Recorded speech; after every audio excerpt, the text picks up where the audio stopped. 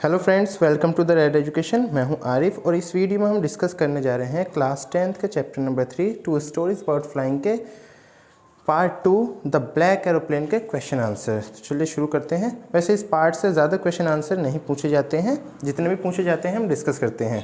तो first question हमारा, I will take the risk, what was the risk and why did narrator take it. First question में हमसे पूछ रहा है कि I will take the risk, ये किसने कहा था, क्यों कहा था, और ये रिस्क कौन सा रिस्क था, किस रिस्क के बारे में बात की जा रही है। तो पढ़ते हैं answer. When the Dakota aeroplane was lost in the midst of black clouds, जब डकोटा एरोप्लेन जो है ब्लैक क्लाउड्स में खो जाता है, narrator was unable to find the way, जो नरेटर हैं उनको रास्ता नहीं मिलता, यानी उन्हें समझ नहीं आ रहा था कि इस ब्लैक क्लाउड से किस तरह बाहर आना है या किस तरफ इनको जाना है। He looked at the radio, but the radio and other instrument were out of order. ये रेडियो की तरफ देखते हैं और बाकी इंस्ट्रूमेंट की तरफ देखते हैं, लेकिन कोई भी यंत्र जो था, इंस्ट्रूमेंट काम नहीं कर रहा था। He had not enough fuel to move around, और इनके पास इतना फ्यूल भी नहीं था कि वो वापस जा सकें या कहीं और जा सकें।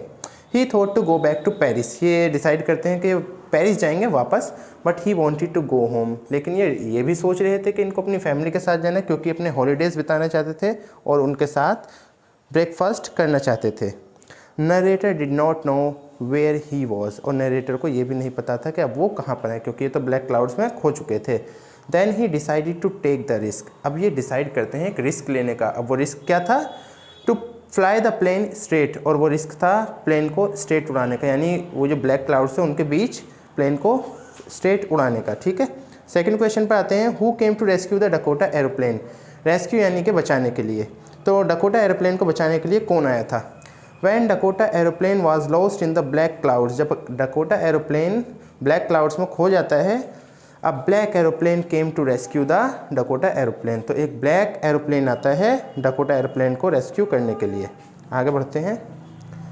Why did the narrator want to meet the pilot of black aeroplane, यानी जो नरेटर थे वो ब्लैक एरोप्लेन के पायलट से मिलना क्यों चाहते थे? सिंपल सा सवाल है, वो उनको थैंक यू बोलना चाहते थे, इसीलिए मिलना चाहते थे। Narrator wanted to meet the pilot of black aeroplane to thank him as he had saved the life of narrator, क्योंकि ब्लैक एरोप्लेन के पायलट ने नरेटर की जान बचाई थी, तो वो उनको थैंक यू कहना चाहते थे और इसी वजह से वो इनसे मिलना चाहते थे। He went to the control room and inquired about the another pilot, ये कंट्रोल रूम में जाते हैं और इंक्वायरी लेते हैं कि वो ब्लैक एरोप्लेन के पायलट कहाँ पर हैं या कौन थे। But the women in the control room was shocked as there was no another plane except his, अब जो वुमेन वहाँ पर बैठी हुई थी कंट्रोल रूम में, वो थोड़ा सा शॉक्ड हो जाती है, क्योंकि ना ही तो उन्होंने किसी एरोप्लेन को भेजा था, किसी दूसरे एरोप्लेन को, और ना ही वहाँ पर कोई दूसरा एरोप्लेन था।